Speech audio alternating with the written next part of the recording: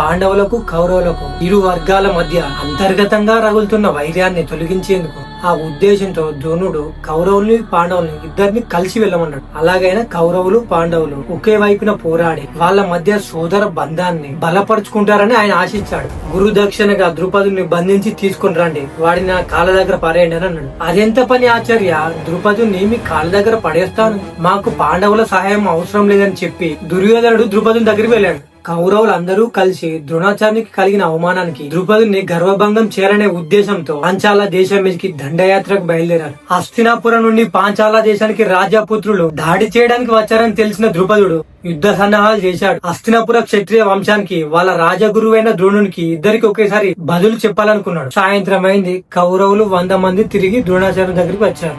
నల్లని ముఖాలతో, ఒంటి నిండా గాయాలతో అలసిపోయి వచ్చిన వాళ్ళని చూస్తుంటే ద్రోణాచార్యుడికి అర్థమైంది. కానీ తెలుసుకుందామని ఏమైంది దుర్యోధన అడగగా, ఆచార్య, ఈ ద్రుపదుడు మీతో పాటు అస్త్రశస్త్ర విద్యలు నేర్చుకున్నాడు.